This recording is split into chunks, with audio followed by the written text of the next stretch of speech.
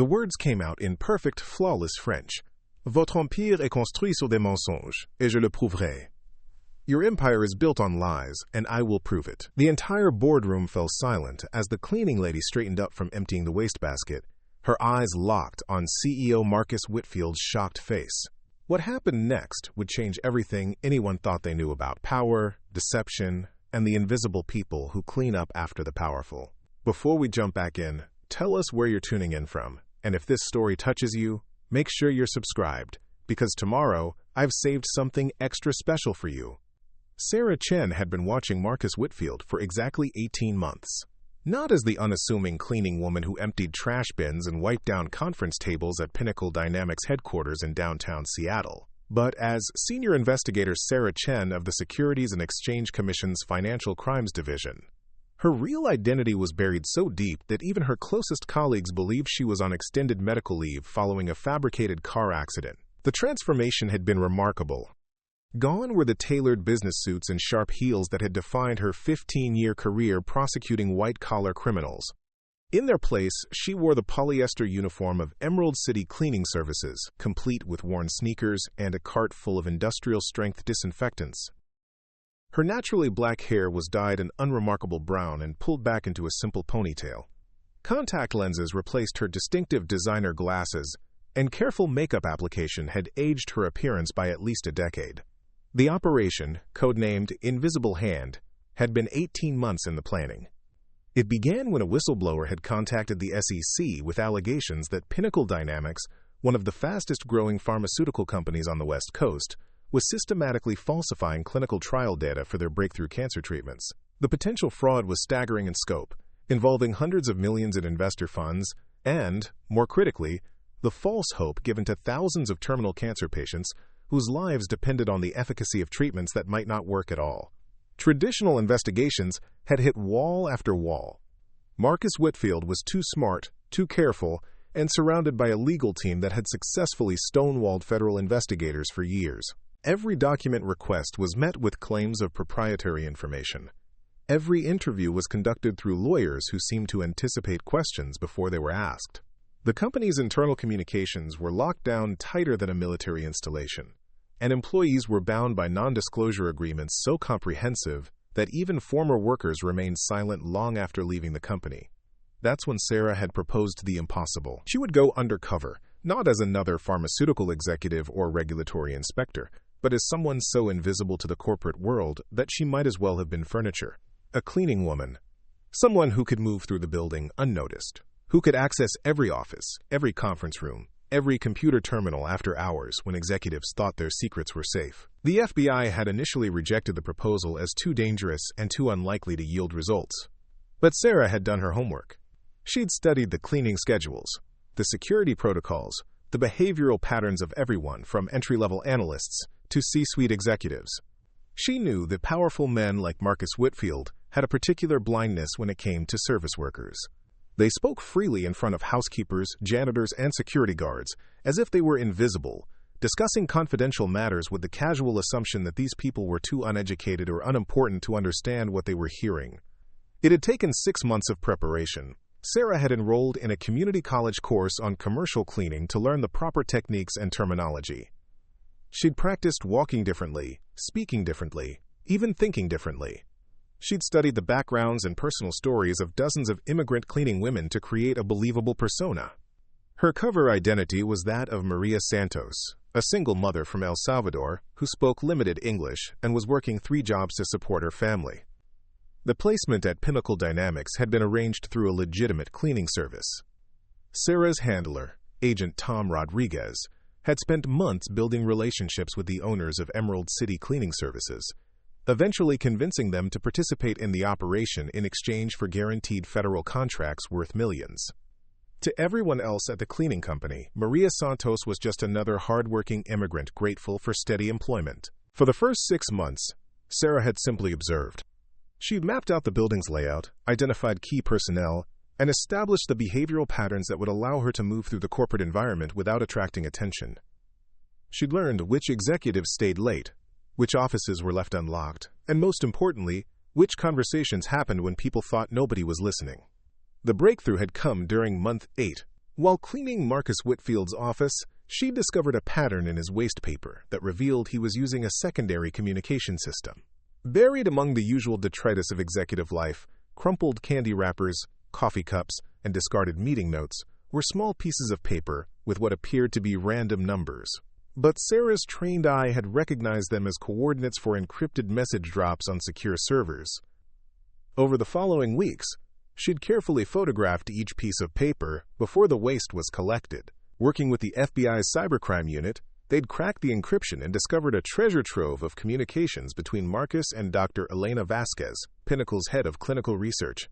The messages detailed systematic manipulation of trial data, bribery of FDA officials, and the deliberate suppression of adverse reaction reports that showed their primary cancer drug was not only ineffective, but potentially harmful to patients.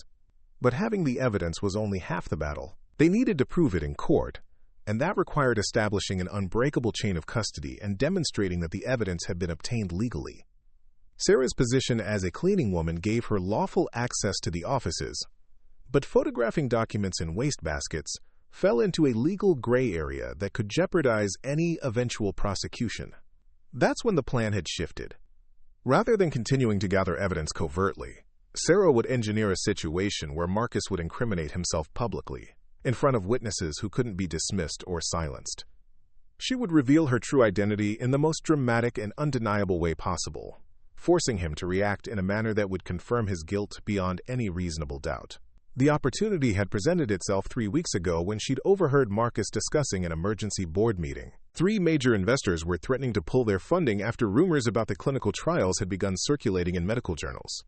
Marcus was planning to use the meeting to present falsified data that would reassure the board and keep the money flowing. It would be the perfect moment to strike.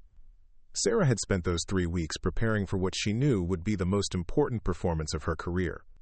She'd practiced her revelation speech dozens of times, working with FBI coaches to ensure that every word would have maximum impact. She'd memorized the key pieces of evidence so thoroughly that she could recite them without notes. Most importantly, she'd coordinated with federal agents who would be positioned outside the building, ready to serve arrest warrants the moment she gave the signal. The morning of the board meeting, Marcus Whitfield arrived at Pinnacle Dynamics, feeling more confident than he had in months.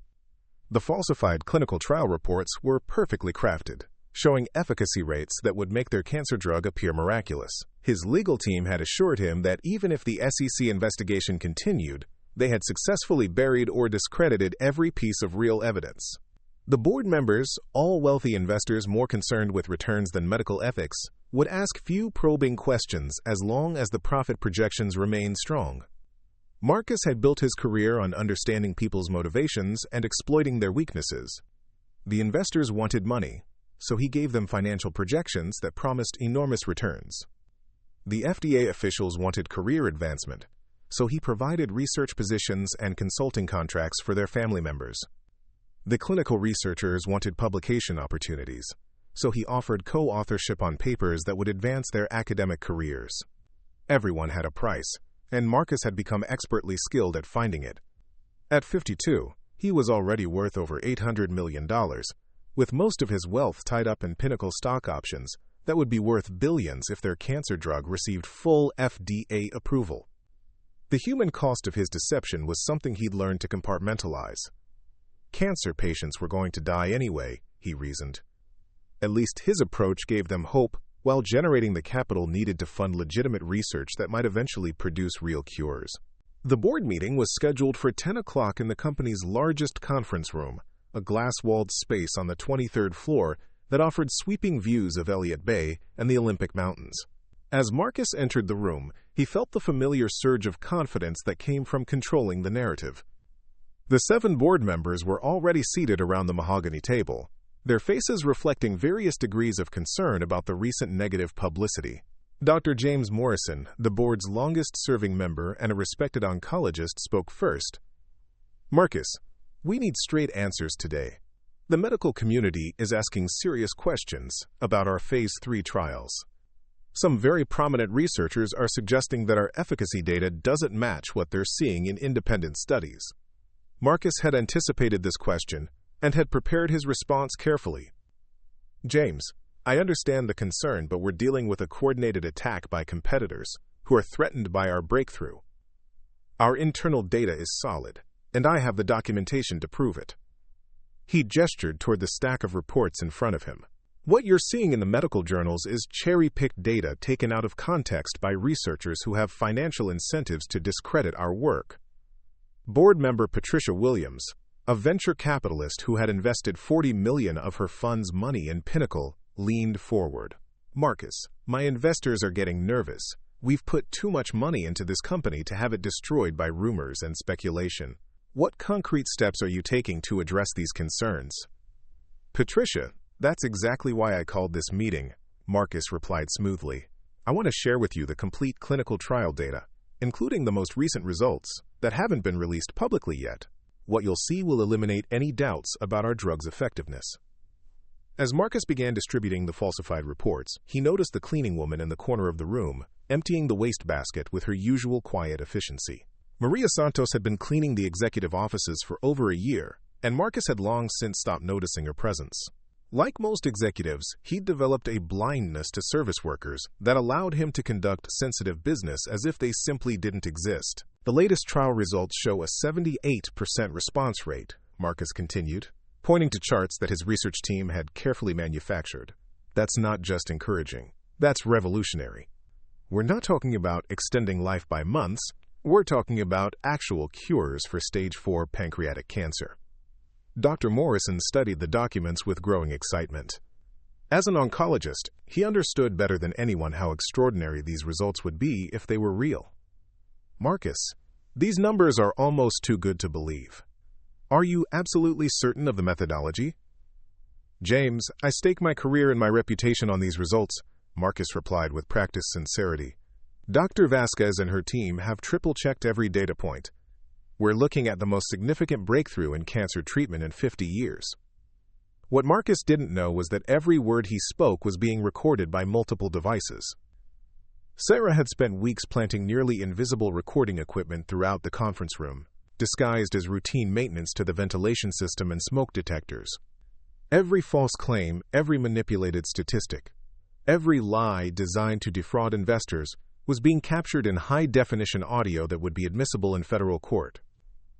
Board member Robert Kim, a former pharmaceutical executive himself, raised a concern that made Marcus's stomach tighten slightly. "Marcus, I've been in this industry for 30 years, and results like these usually come with significant side effects. What are we seeing in terms of adverse reactions?" This was the question Marcus had been dreading. The real clinical trial data showed that their drug not only failed to treat cancer effectively, but caused severe liver damage in over 60% of patients. Some had died not from their cancer, but from drug-induced organ failure. The falsified reports showed minimal side effects, but Marcus knew that any experienced pharmaceutical executive would find that suspicious. "Robert, that's the remarkable thing about our compound," Marcus said, his voice steady despite his internal nervousness. "The targeted delivery system we've developed allows us to attack cancer cells directly without the systemic toxicity you see with traditional chemotherapy. We're seeing less than 5% serious adverse reactions, mostly minor digestive issues that resolve within a few days." The cleaning woman had finished emptying the wastebasket and was now wiping down the windows behind the board members. Marcus glanced at her briefly, noting her quiet efficiency. It occurred to him that she'd been working in the building long enough to have developed some understanding of English, but her presence still didn't register as a security concern. In his mind, she was just part of the background, no more significant than the furniture or the air conditioning system. Patricia Williams was reviewing the financial projections that accompanied the clinical data. "If these results hold up through FDA review, we're looking at a product that could generate $50 billion in revenue over the next decade. Marcus, I need you to be absolutely certain that everything we're seeing here is legitimate. My fund's reputation depends on making investments in companies with solid fundamentals." "Patricia, I give you my personal guarantee," Marcus replied, knowing that the false data would eventually be discovered but confident that by then he would have found ways to shift blame to subordinates. Preparing and narrating this story took us a lot of time, so if you are enjoying it, subscribe to our channel. It means a lot to us. Now, back to the story. Everything you see in those reports has been verified by independent auditors and reviewed by our compliance team. We're not just meeting FDA standards, we're exceeding them. Dr. Morrison was making notes on his copy of the clinical report. Marcus, when can we expect to submit for full FDA approval? The medical community is watching this closely, and any delays will fuel more speculation. We're targeting submission within the next 90 days, Marcus answered. Dr. Vasquez is finalizing the last components of our new drug application. Once that's submitted, we expect expedited review given the urgent medical need for effective pancreatic cancer treatments. The cleaning woman had moved to the other side of the conference room and was now dusting the shelves that held Marcus's collection of industry awards and medical journals. Her movements were methodical and unobtrusive, exactly what Marcus expected from the building's service staff. He had no way of knowing that she was positioning herself for optimal acoustics to ensure that every word of his fraud was being recorded clearly. Board member David Chen raised his hand. Marcus, I want to address the elephant in the room. We've all heard rumors about SEC interest in our clinical trials. Should we be concerned about federal investigation? Marcus had prepared extensively for this question, working with his legal team to craft a response that would sound confident without providing any information that could later be used against him. David, the SEC routinely investigates successful pharmaceutical companies, especially when we're disrupting established treatment protocols. We've been fully cooperative with their requests for information, and our legal team is confident that any investigation will validate our practices.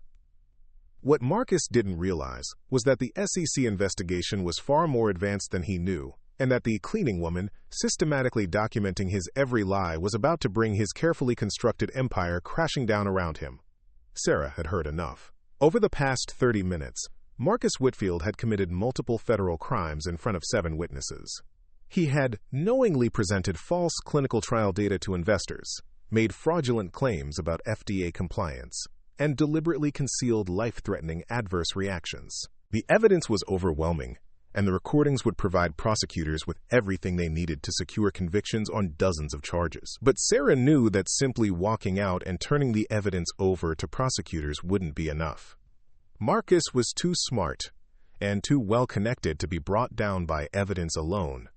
He would claim the documents were fabricated, discredit the witnesses, and use his vast resources to drag out legal proceedings for years, while continuing to harm patients and defraud investors. She needed to force him into a public confession that would be so dramatic and undeniable that even his army of lawyers couldn't explain it away. The moment had come. Sarah straightened up from her cleaning tasks and walked deliberately toward the conference table. Her demeanor shifted subtly but unmistakably from the submissive posture of a service worker to the confident bearing of a federal law enforcement officer. The transformation was so striking that several board members noticed immediately, their conversations trailing off as they watched her approach. Marcus was in the middle of explaining the timeline for international drug approvals when he became aware of the unusual silence in the room. He looked up to see the cleaning woman standing directly behind his chair, no longer cleaning but simply observing him with an intensity that made him profoundly uncomfortable.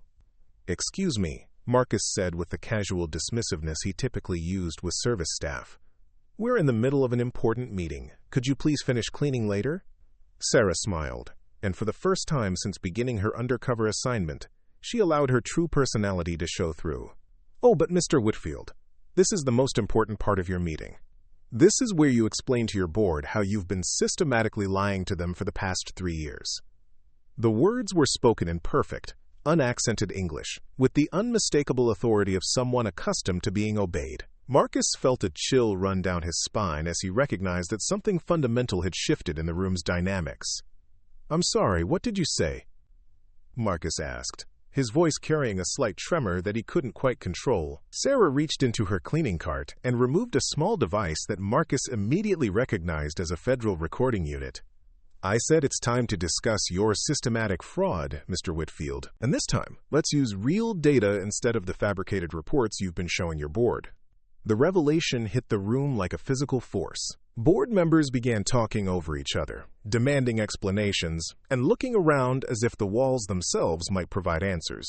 Marcus felt his carefully constructed world beginning to collapse, but his survival instincts kicked in immediately. "I don't know who you are or what you think you're doing," Marcus said, standing up and reaching toward his phone, "but you're trespassing in a private meeting." Security won't be coming, Mr. Whitfield," Sarah replied calmly. "They're currently being briefed by federal agents in the lobby. And as for who I am, She reached into her cart again and produced an official badge and identification. Special Agent Sarah Chen, Securities and Exchange Commission.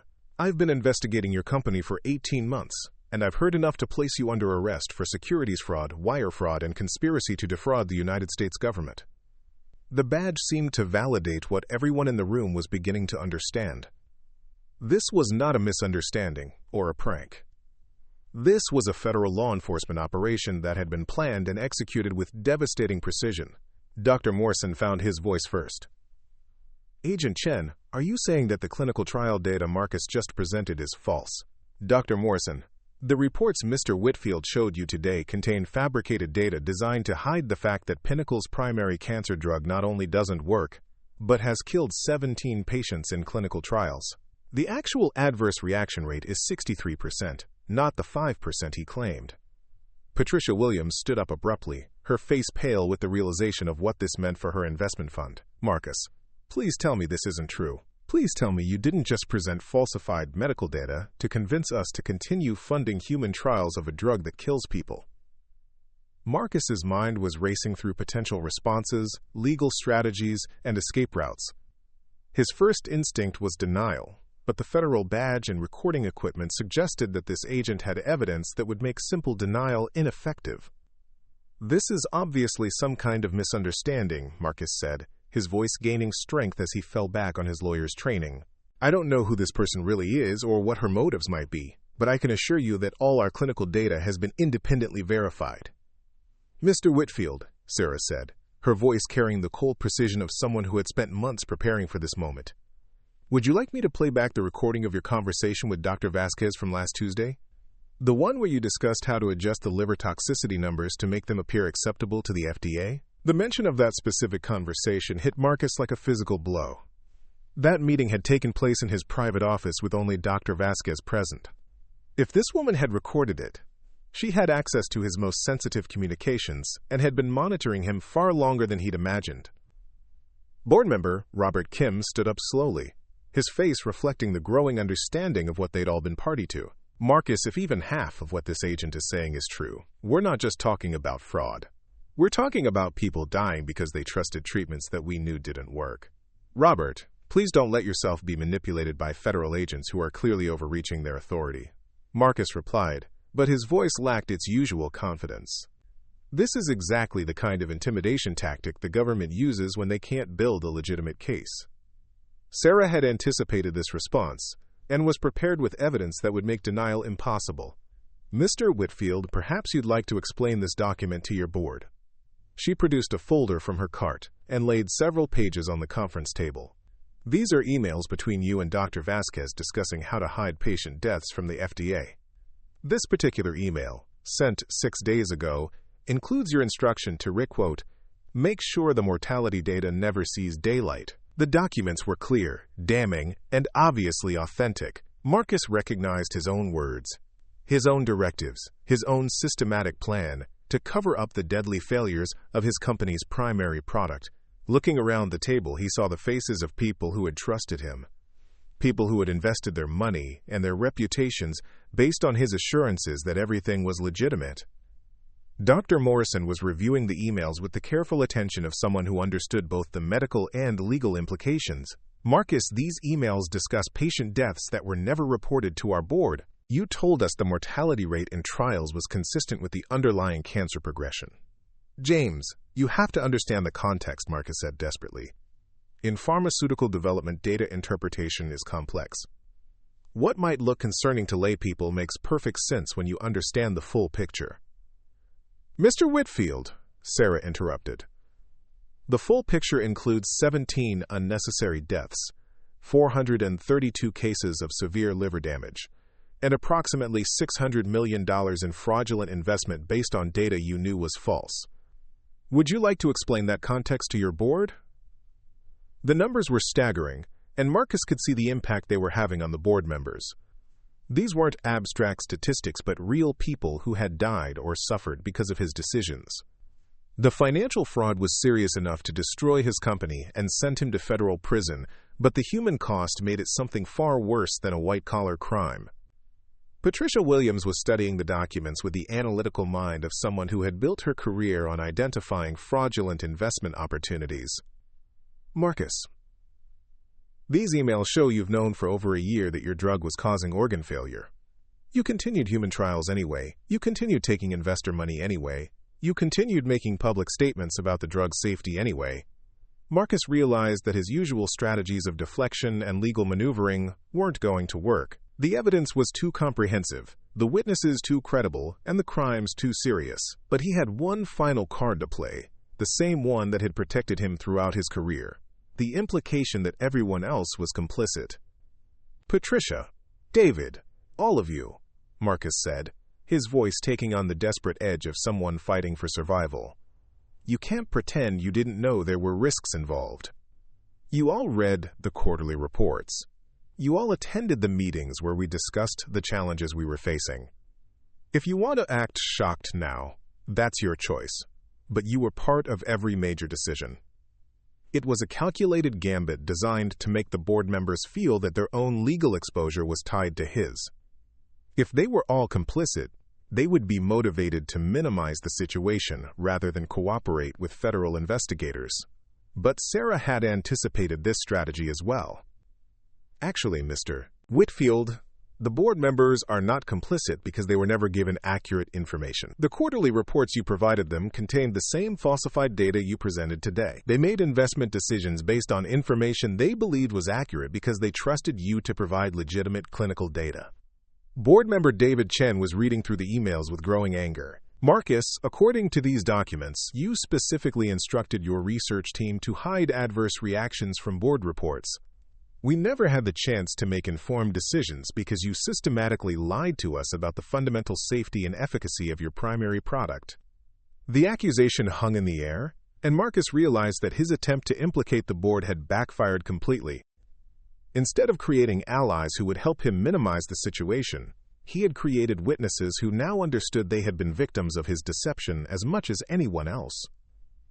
Dr. Morrison set down the documents and looked directly at Marcus with the disappointed expression of someone who had believed in him completely. Marcus, I've been practicing oncology for 35 years. I've seen patients grasp at false hope, and I've seen families destroyed by treatments that promised more than they could deliver. But I never imagined that someone would deliberately create false hope for financial gain. These patients trusted us. Their families trusted us. And you betrayed that trust in the most fundamental way possible. The moral weight of Dr. Morrison's words hit Marcus harder than any legal threat.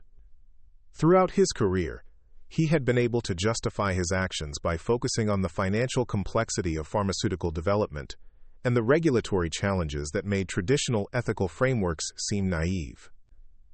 But hearing his crimes described in terms of betrayed trust and false hope forced him to confront the human cost of his decisions. Sarah watched Marcus's face carefully, recognizing the moment when a suspect realizes that denial is no longer possible. She had seen it dozens of times during her career, the precise instant when someone's psychological defenses crumble, and they begin to understand the full scope of what they've done and what's going to happen to them. Mr. Whitfield, Sarah said quietly, you have the right to remain silent. You have the right to an attorney. Anything you say can and will be used against you in a court of law. Do you understand these rights? The Miranda rights seemed to break whatever remained of Marcus's composure. The reality of handcuffs, arrest, and federal prosecution became undeniably real. His empire, built over decades of careful planning and ruthless execution, was collapsing in real time. Wait, Marcus said, his voice barely above a whisper. Wait, please. There are things you don't understand. There are other people involved. Dr. Vasquez, she was the one who actually falsified the data. I trusted her representations. Sarah had heard this type of deflection countless times. Faced with overwhelming evidence, suspects almost always tried to shift blame to subordinates or claim they had been misled by others. But the emails and recordings made it clear that Marcus had been the driving force behind every fraudulent decision. Mr. Whitfield, Dr. Vasquez was arrested this morning at her home. She's already provided a full confession and agreed to testify about your role in directing the falsification of clinical trial data. The evidence shows that you personally reviewed and approved every fraudulent report before it was submitted to the FDA or presented to investors. The news that Dr. Vasquez had already been arrested and was cooperating with federal investigators shattered Marcus's last hope of avoiding prosecution.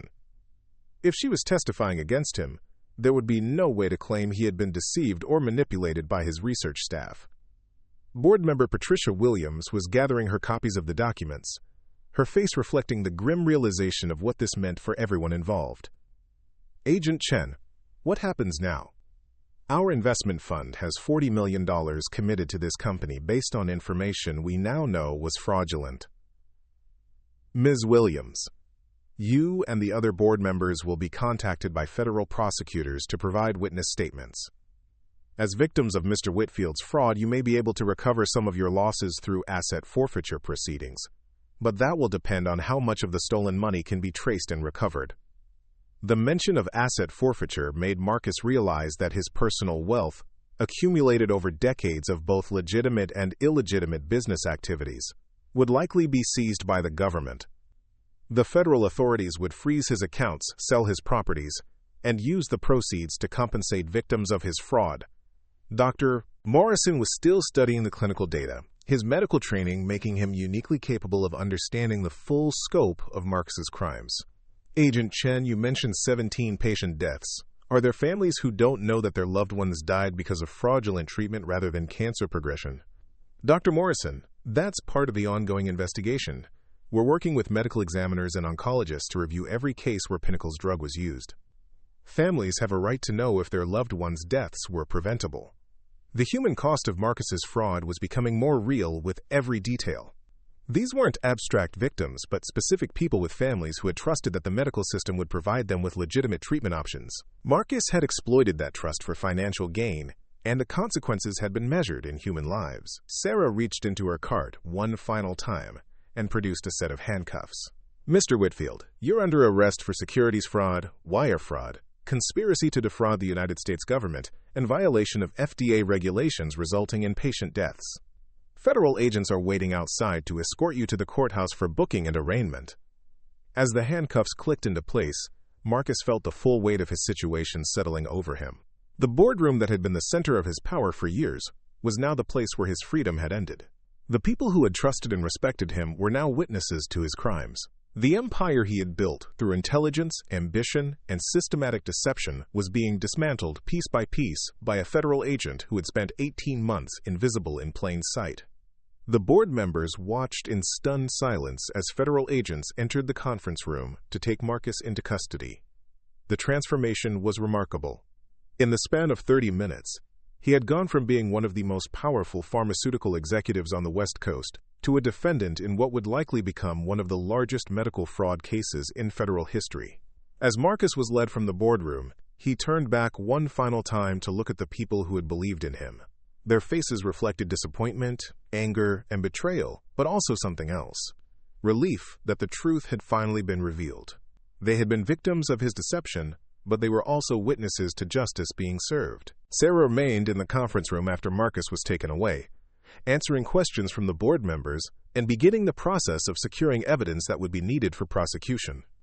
The falsified clinical reports, the financial projections, and the recorded conversations would all become exhibits in a federal trial that would likely last months and result in convictions that would send multiple defendants to federal prison for decades.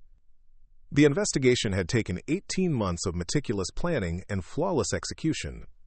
Sarah had lived a double life, maintaining her cover while gathering evidence that would dismantle one of the most sophisticated medical fraud schemes in federal history. The success of the operation would likely change how federal investigators approached white-collar crime, demonstrating that sometimes the most effective way to catch criminals was to become invisible and let them reveal their crimes through their own arrogance and assumptions. As Sarah packed up her cleaning cart for the final time, she reflected on the strange irony of the situation. Marcus Whitfield had been brought down not by sophisticated surveillance technology or complex financial analysis, but by his own blindness to the people he considered beneath his notice. He had spoken freely in front of a cleaning woman because he couldn't imagine that someone in a polyester uniform could pose a threat to his carefully constructed empire. The case would become a landmark in federal law enforcement, cited in training academies and legal textbooks as an example of how undercover operations could be used to gather evidence that would be impossible to obtain through traditional investigative methods. But for Sarah, the real satisfaction came from knowing that no more patients would die from ineffective treatments, and no more families would be given false hope based on fraudulent medical data. The cleaning woman who had silenced the boardroom had turned out to be something far more dangerous than anyone could have imagined. A federal agent with 18 months of evidence and the determination to see justice served. Marcus Whitfield's laughter at her broken English had been the last moment of confidence in a career built on deception, ended by 3 words in perfect French that announced the beginning of his downfall. The federal courthouse in downtown Seattle buzzed with activity as news crews set up their equipment outside the main entrance. Word had leaked that Marcus Whitfield, the once celebrated pharmaceutical executive, would be making his first public appearance since his dramatic arrest in the Pinnacle Dynamics boardroom 6 weeks earlier. The case had captured national attention not just because of the staggering financial fraud, but because of the human cost. 17 families had lost loved ones to a cancer treatment that not only failed to work, but had actively hastened their deaths. Sarah Chen stood at the window of the prosecutor's conference room on the 8th floor, watching the media circus below. Her transformation back to her real identity had been as dramatic as her initial conversion to Maria Santos. The brown hair dye had been stripped away, revealing her natural black hair now styled in the sharp bob that had been her trademark during her 15-year career. The contact lenses were gone, replaced by her distinctive designer glasses. The polyester cleaning uniform had given way to a perfectly tailored charcoal suit that commanded respect in any courtroom. But the most significant change was invisible. For 18 months, Sarah had lived with the constant tension of maintaining a false identity, speaking in broken English, moving through the world with the submissive posture of someone society had trained to be invisible. Now, as she prepared to testify in what the media had dubbed the trial of the decade, she felt the full weight of her authority as a federal agent whose investigation had dismantled one of the most sophisticated medical fraud schemes in American history. The prosecution team had spent 6 weeks building an airtight case. Marcus Whitfield faced 47 federal charges, including securities fraud, wire fraud, conspiracy, obstruction of justice, and violation of FDA regulations resulting in patient deaths. Each count carried significant prison time, and federal prosecutors were seeking a sentence that would effectively end his life behind bars. Dr. Elena Vasquez, his former head of clinical research, had already pleaded guilty to 23 related charges and agreed to testify against her former boss in exchange for a reduced sentence. Assistant United States Attorney Jennifer Walsh entered the conference room carrying a thick folder of documents. At 45, she had built her reputation prosecuting complex white-collar crimes. But the Pinnacle Dynamics case represented the pinnacle of her career. The evidence was overwhelming, the victims were sympathetic, and the defendant's crimes struck at the heart of public trust in the medical system. "Sarah, I've reviewed your testimony one more time," Jennifer said, settling into a chair across from the conference table. "Your 18 months of undercover work have given us the strongest foundation for a fraud case I've ever seen. The recordings alone would be enough to convict, but combined with the documentary evidence and Dr. Vasquez's testimony, we have a case that's essentially bulletproof." Sarah nodded, though she knew that no case was truly bulletproof when the defendant had unlimited resources and a legal team willing to use every possible strategy to create reasonable doubt. Marcus Whitfield's attorneys had already filed dozens of motions challenging the admissibility of evidence, questioning the legality of the undercover operation, and attempting to shift blame to subordinates and regulatory agencies. "What's our biggest vulnerability?" Sarah asked, though she suspected she already knew the answer. "Defense is going to argue that the undercover operation violated attorney-client privilege, and that any evidence gathered while you were cleaning his office should be excluded. They're also claiming entrapment, suggesting that you manipulated him into making incriminating statements he wouldn't have made otherwise." Sarah had anticipated these challenges. The legal framework governing undercover operations was complex, particularly when the investigation involved spaces where defendants might reasonably expect privacy. But her handlers at the SEC and FBI had been careful to ensure that every aspect of the operation was conducted within legal boundaries. "The attorney-client privilege argument won't hold," Sarah replied confidently. I never accessed any communications between Marcus and his lawyers. Everything I recorded was either in public spaces or in conversations where no reasonable expectation of privacy existed. As for entrapment, I never encouraged him to commit crimes. I simply provided him with opportunities to reveal crimes he was already committing. Through the conference room window, Sarah could see more news trucks arriving. The public fascination with the case went beyond the typical interest in white-collar crime. Marcus Whitfield had been a public figure, appearing on magazine covers and giving interviews about pharmaceutical innovation. His company had been featured in business schools as an example of successful entrepreneurship. The revelation that his entire empire was built on systematic fraud had shattered assumptions about corporate leadership and medical ethics. The human stories emerging from the investigation had been particularly compelling. Families who had trusted Pinnacle's cancer treatment were learning that their loved ones had died not from cancer, but from organ failure, caused by a drug that Marcus knew was toxic. Support groups for cancer families had organized protests outside the courthouse, demanding justice not just for the financial fraud, but for the betrayal of trust that had cost human lives. Jennifer Walsh was reviewing witness statements when her phone buzzed with a text message. The defense team wants to meet before trial starts. Marcus's lead attorney is suggesting a plea bargain. Sarah wasn't surprised. Despite their public statements about fighting the charges, Marcus's legal team understood the strength of the prosecution's case. A plea bargain would allow him to avoid the most serious charges and potentially reduce his prison sentence from life to something that might allow him to see freedom again before he died. "What kind of deal are they suggesting?" Sarah asked. "Full confession, cooperation with ongoing investigations, and restitution to victims in exchange for dropping the charges related to patient deaths."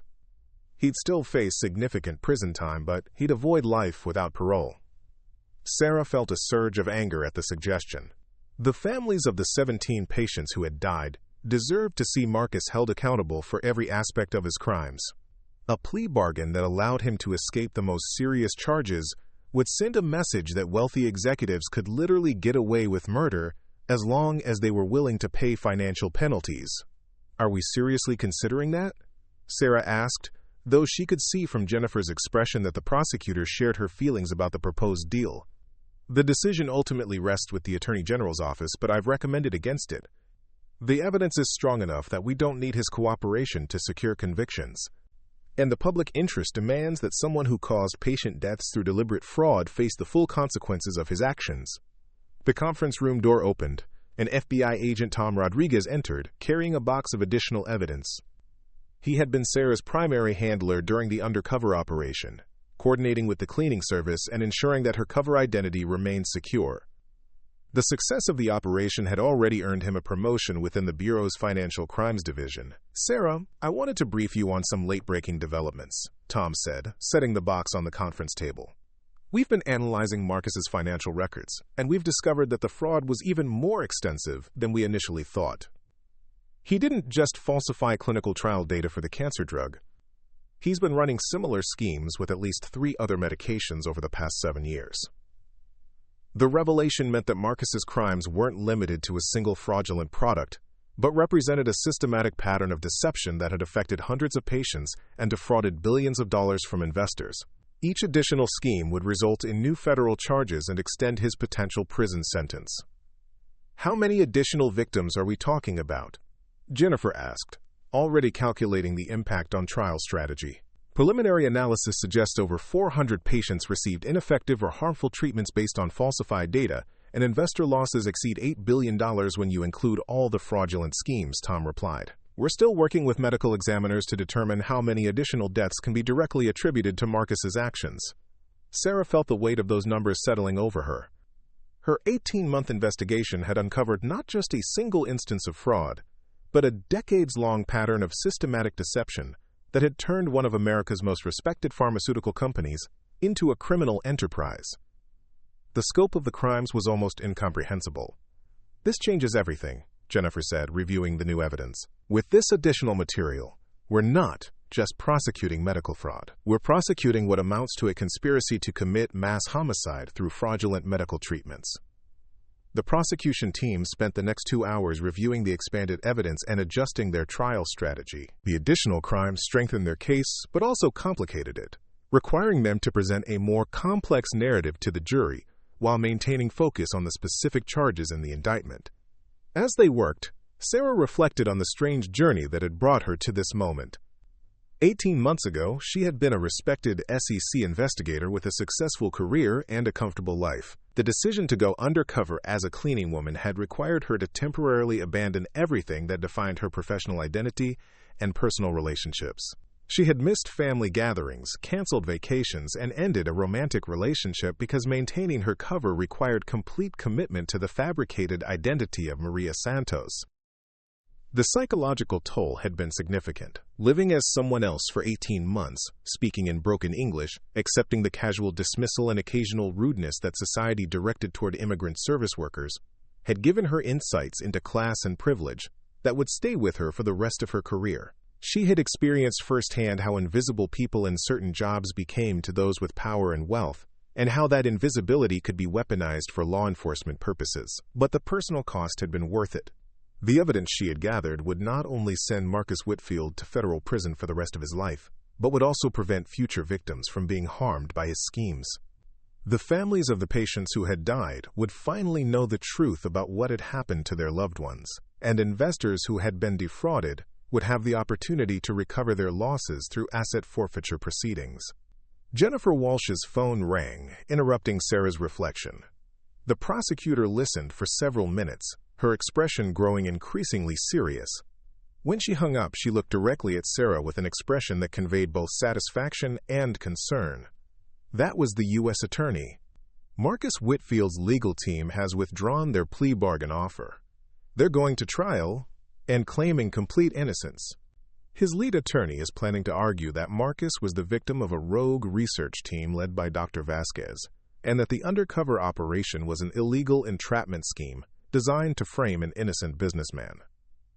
Sarah wasn't entirely surprised by this development. Marcus had built his career on his ability to manipulate narratives and convince people to believe his version of events. Even facing overwhelming evidence, he apparently believed he could charm or intimidate a jury into accepting his innocence. Do they really think they can convince a jury that he was innocent when we have recordings of him personally directing the falsification of clinical trial data? Sarah asked. His attorney is Marcus Whitfield, one of the most successful defense lawyers in the country, Jennifer replied. He specializes in defending high-profile white-collar criminals, and his strategy usually involves creating enough confusion about complex financial transactions that juries can't follow the evidence. He'll try to make this case about regulatory complexity rather than deliberate fraud. Sarah knew Marcus Whitfield's reputation. He had successfully defended several prominent executives accused of securities fraud by arguing that their actions, while perhaps ethically questionable, didn't meet the legal standard for criminal intent. His clients typically received reduced charges or acquittals by convincing juries that complex business decisions couldn't be judged by simple standards of right and wrong. The difference in this case is that we have clear evidence of criminal intent, Tom Rodriguez pointed out. The recordings show Marcus explicitly discussing how to hide adverse reactions and falsify data. There's no ambiguity about his knowledge and intentions. Whitfield will argue that those conversations were taken out of context and that Marcus was simply discussing legitimate business strategies with his research team, Jennifer replied. He'll try to reframe every piece of evidence as normal pharmaceutical industry practice rather than criminal fraud. The challenge for the prosecution would be presenting the evidence in a way that made Marcus's criminal intent undeniable to jurors who might not understand the complex regulations governing pharmaceutical development. They would need to tell a clear story that connected Marcus's actions directly to patient deaths and investor losses, while avoiding the technical details that defense attorneys could use to create confusion. Sarah stood up and walked back to the window, watching as more protesters gathered outside the courthouse. Many carried photographs of family members who had died after receiving Pinnacle's fraudulent cancer treatment. Their presence served as a constant reminder that this case was about more than financial crimes or regulatory violations. Real people had died because Marcus Whitfield chose profit over human life. "I'm ready to testify," Sarah said, turning back to face the prosecution team. 18 months of preparation has given me everything I need to explain exactly what Marcus did and why it constitutes criminal fraud beyond any reasonable doubt. Jennifer Walsh smiled for the first time since entering the conference room. "Sarah, your testimony is going to be the centerpiece of our case.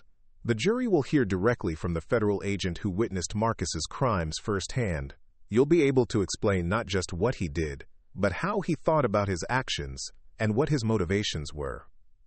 The trial was scheduled to begin the following Monday, giving the prosecution team one final weekend to prepare their opening statements and coordinate witness testimony. Sarah would be the prosecution's first witness, establishing the foundation for everything that would follow. Her account of the 18-month undercover investigation would provide the framework that other witnesses would build upon. Dr. Elena Vasquez would testify about the specific methods used to falsify clinical trial data and Marcus's role in directing those efforts. Financial experts would explain how the fraudulent data was used to deceive investors and secure funding for continued operations. Medical experts would testify about the patients who had died and the connection between their deaths and the toxic effects of treatments they received. But Sarah's testimony would be different. As the undercover agent who had observed Marcus in unguarded moments, she would be able to provide insights into his mindset and motivations that no other witness could offer. The jury would hear about conversations where Marcus expressed knowledge of his crimes and deliberate disregard for patient safety. That evening, Sarah returned to her apartment for the first time in weeks. The prosecution team had been working around the clock preparing for trial, and she had been staying in a hotel near the courthouse to avoid media attention. Her apartment felt strange after months of living as Maria Santos and weeks of living out of suitcases, but it also represented a return to her authentic identity after 18 months of deception. She poured herself a glass of wine and sat in her favorite chair, looking out at the Seattle skyline as she mentally prepared for the most important testimony of her career. Tomorrow, she would walk into a federal courtroom and tell the story of how a cleaning woman had brought down one of America's most powerful pharmaceutical executives. The irony wasn't lost on her.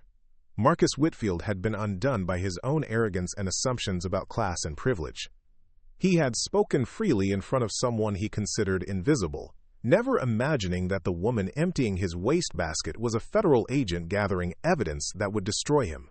His casual dismissal of service workers had created the blind spot that allowed Sarah to document 18 months of systematic criminal activity. The next morning, Sarah arrived at the courthouse early to avoid the media crowd that had grown larger overnight.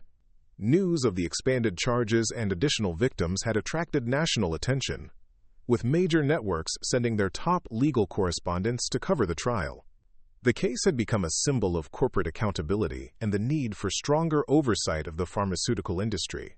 In the prosecutor's conference room, Jennifer Walsh was making final adjustments to her opening statement. The challenge would be presenting the complex evidence in a way that was compelling but not overwhelming, allowing the jury to understand the scope of Marcus's crimes without getting lost in technical details about pharmaceutical regulation and clinical trial procedures. "Sarah, I want to walk through your testimony one more time," Jennifer said. "The defense is going to try to attack your credibility by suggesting that the undercover operation was motivated by personal ambition rather than legitimate law enforcement purposes.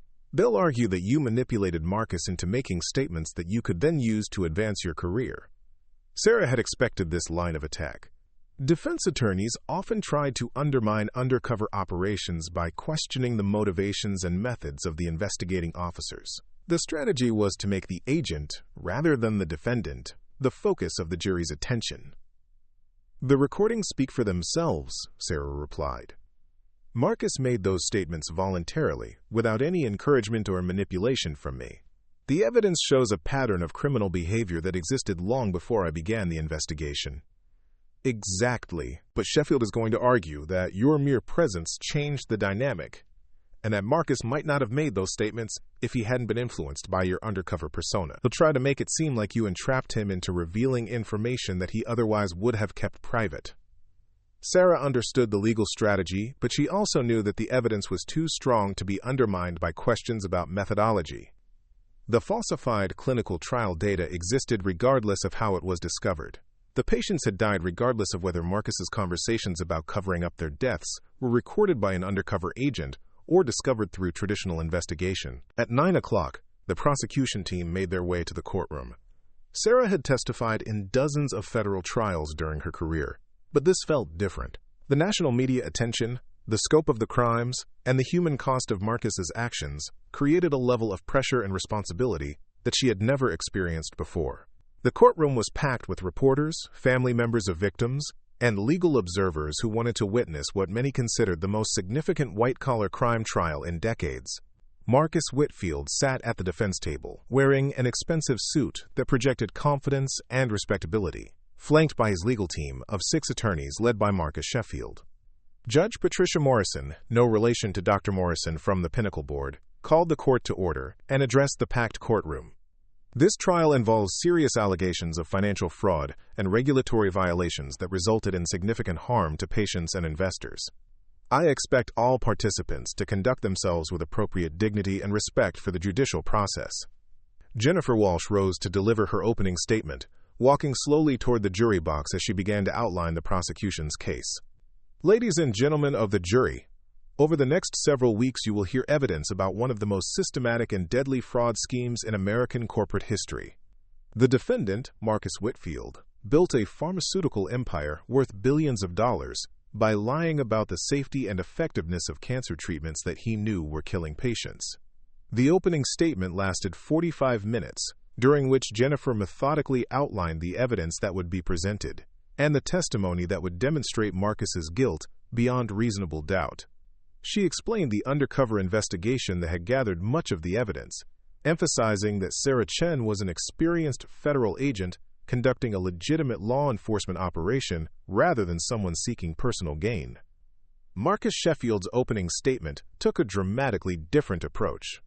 Rather than denying that crimes had occurred, he argued that Marcus Whitfield had been the victim of subordinates who had misled him about the safety and effectiveness of the company's products. According to the defense theory, Drive, Elena Vasquez and other research staff had systematically lied to Marcus about clinical trial results, causing him to unknowingly present false information to investors and regulators. Marcus Whitfield is not a scientist or a medical researcher, Sheffield told the jury. He relied on his expert staff to provide him with accurate information about clinical trials and safety data. When that staff betrayed his trust by providing false information, he became an unwitting victim of their deception rather than a participant in their crimes. The defense strategy was sophisticated and potentially effective. By acknowledging that crimes had occurred while shifting responsibility to subordinates, Sheffield could avoid the appearance of denying obvious evidence while still arguing for his client's innocence. The challenge for the prosecution would be demonstrating that Marcus had not only known about the fraud, but had actively directed it. When the opening statements concluded, Judge Morrison called for a brief recess before the prosecution began presenting its case. Sarah used the break to review her notes one final time, knowing that her testimony would set the tone for everything that followed. At 10:30, Jennifer Walsh called Sarah Chen as the prosecution's first witness. As Sarah walked to the witness stand, she felt the weight of 18 months of investigation and preparation settling on her shoulders. The packed courtroom fell silent as she was sworn in and took her seat.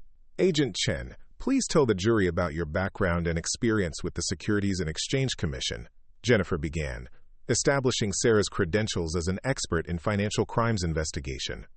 For the next 20 minutes, Sarah outlined her 15-year career investigating corporate fraud, including her specialized training in undercover operations and her role in several high-profile cases that had resulted in successful prosecutions.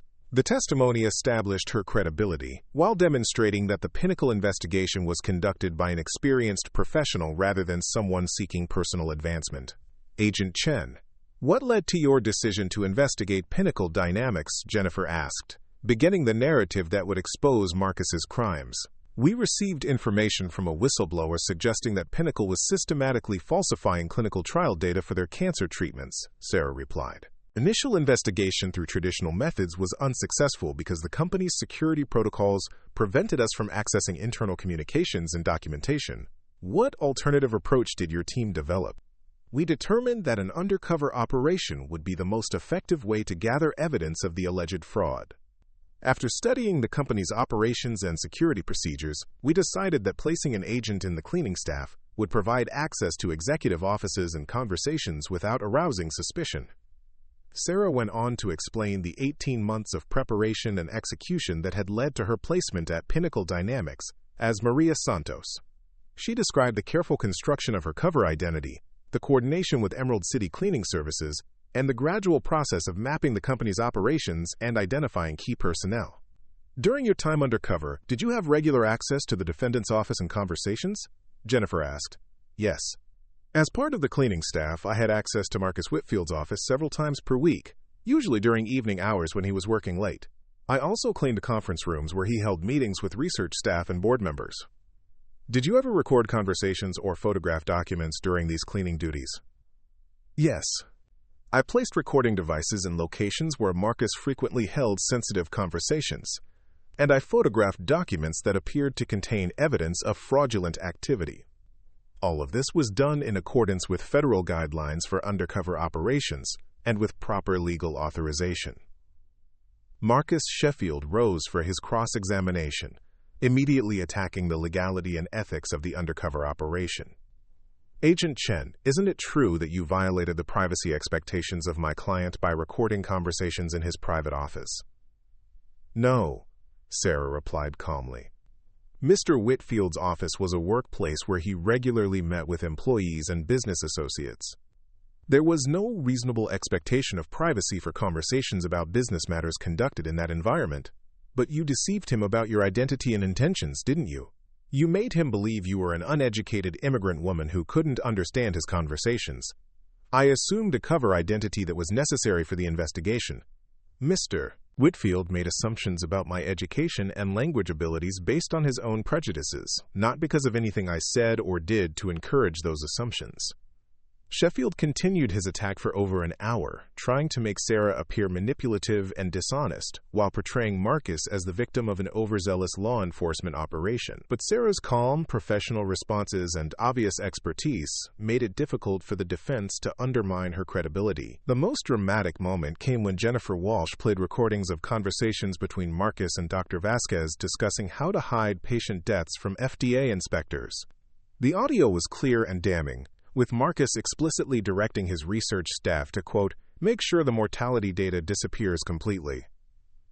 Agent Chen, in your professional opinion, do these recordings demonstrate knowledge and intent to commit fraud? Jennifer asked. Yes, the conversations show that Mr. Whitfield was aware that patients were dying from his company's cancer treatment, and that he deliberately directed efforts to hide that information from federal regulators and investors. Whitfield objected vigorously to Sarah's characterization of the evidence, arguing that her opinion about Marcus's intent was beyond her expertise as an investigator. But Judge Morrison allowed the testimony, noting that Sarah's experience investigating similar cases qualified her to offer opinions about the meaning of the recorded conversations. Sarah's testimony continued for 3 days, during which she methodically explained the evidence gathered during her undercover operation and its significance for understanding Marcus's criminal intent. The prosecution used her testimony to introduce dozens of recordings, photographs, and documents that painted a comprehensive picture of systematic fraud directed by Marcus personally. The impact on the jury was obvious. Several jurors took extensive notes during Sarah's testimony, and their expressions reflected growing understanding of the scope and deliberate nature of Marcus's crimes. By the time Sarah stepped down from the witness stand, the prosecution had established a foundation that would be nearly impossible for the defense to overcome. Dr. Elena Vasquez testified next, providing detailed technical explanations of how clinical trial data had been falsified and Marcus's role in directing those efforts. Her testimony was particularly damaging because she could speak from personal experience about conversations where Marcus had explicitly ordered her to hide adverse reactions and exaggerate treatment effectiveness. The prosecution's case continued for 2 weeks, with witness after witness providing evidence of Marcus's systematic fraud. Financial experts explained how the false clinical data was used to deceive investors. Medical experts testified about the patients who had died from treatments they should never have received. Family members provided heartbreaking testimony about loved ones who had trusted Pinnacle's cancer treatments based on Marcus's false promises. Throughout the trial, Marcus maintained an expression of confident innocence, occasionally whispering to his attorneys but never showing the stress that Sarah knew he must be feeling. His legal team continued to argue that he had been deceived by subordinates, but the evidence of his personal involvement was overwhelming. The defense case lasted only 3 days. Whitfield called several character witnesses who testified about Marcus's reputation in the pharmaceutical industry and his previous charitable activities. He also called expert witnesses who argued that the clinical trial irregularities could have resulted from honest mistakes rather than deliberate fraud. But the defense was unable to explain away the recordings of Marcus personally directing the falsification of data and the cover-up of patient deaths. When Sheffield attempted to argue that the conversations had been taken out of context, the prosecution simply played longer excerpts that made Marcus's criminal intent even more obvious. Marcus himself never took the witness stand, a decision that surprised many legal observers, but reflected his attorney's understanding that cross-examination would only provide prosecutors with additional opportunities to highlight his guilt. Closing arguments began on a Friday morning, with Jennifer Walsh delivering a passionate summary of the evidence that had been presented over 3 weeks of testimony. Ladies and gentlemen, the evidence in this case is overwhelming and undeniable. Marcus Whitfield built a billion-dollar empire by lying about cancer treatments that he knew were killing patients. He was not deceived by subordinates. He was not confused by complex regulations. He deliberately chose profit over human life, and he must be held accountable for the consequences of those choices. Marcus Sheffield's closing argument lasted nearly 3 hours, during which he attempted to create doubt about Marcus's criminal intent by emphasizing the complexity of pharmaceutical regulation and the technical nature of clinical trial procedures. The prosecution wants you to believe that Marcus Whitfield was a criminal mastermind who orchestrated an elaborate fraud scheme. The evidence shows that he was a businessman who trusted his expert staff to provide accurate information and who became the victim of their deception.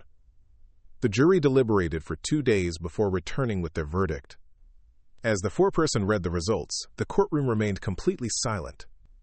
We, the jury, find the defendant Marcus Whitfield guilty on all charges. The conviction on all 47 federal charges meant that Marcus would face a sentence of life in federal prison without the possibility of parole. The additional evidence of fraud involving other medications would result in additional prosecutions that would ensure he never had another opportunity to harm patients or defraud investors. As federal marshals led Marcus from the courtroom in handcuffs, Sarah felt a mixture of satisfaction and sadness. Justice had been served, but it couldn't bring back the 17 patients who had died from his fraudulent treatments or undo the financial devastation experienced by thousands of investors who had trusted his lies. Outside the courthouse, Sarah spoke briefly to reporters about the case and its significance for corporate accountability. This prosecution demonstrates that no one is above the law, regardless of their wealth or social position. When corporate executives choose to place profits above human life, they will be held accountable for the consequences of their actions. The families of patients who had died during Pinnacle's fraudulent clinical trials gathered outside the courthouse after the verdict, many carrying photographs of their lost loved ones. Their presence served as a reminder that while the legal process had concluded, the human cost of Marcus's crimes would continue to affect hundreds of families for the rest of their lives. 3 months later, Marcus Whitfield was sentenced to life in federal prison without the possibility of parole. Judge Morrison described his crimes as among the most callous and devastating acts of corporate fraud in American history, and noted that his actions had betrayed the fundamental trust that patients place in the medical system. Sarah returned to her regular duties at the SEC, but the Pinnacle case had changed her perspective on white-collar crime and the methods needed to investigate it effectively. The success of the undercover operation had demonstrated that traditional investigative techniques were sometimes insufficient to penetrate sophisticated criminal organizations, and that creative approaches could yield evidence that would otherwise remain hidden. The case also highlighted the vulnerability of patients who depended on pharmaceutical companies to provide honest information about treatment safety and effectiveness. New regulations were implemented requiring additional oversight of clinical trials and stronger penalties for executives who falsified medical data. For Sarah, the most lasting impact of the investigation was the insight it had provided into the assumptions and blind spots that allowed powerful people to commit crimes in plain sight. Marcus Whitfield had been brought down not by sophisticated surveillance technology or complex financial analysis, but by his own inability to see a federal agent disguised as a cleaning woman. The 18 months she had spent as Maria Santos had taught her that invisibility could be the most powerful tool in law enforcement's arsenal. People revealed their true nature when they believed no one important was watching, and that revelation could be used to ensure that justice was served for victims who might otherwise never receive it. As Sarah looked back on the case that had defined her career, she reflected on the strange justice of Marcus Whitfield's downfall. A man who had built his fortune by making cancer patients invisible to regulatory oversight had been destroyed by his own blindness to the invisible people who cleaned up after him. The cleaning woman who had silenced his boardroom had turned out to be exactly the kind of federal agent that his arrogance had prevented him from seeing. Up next, you've got 2 more standout stories right on your screen. If this one hit the mark, you won't want to pass these up. Just click and check them out.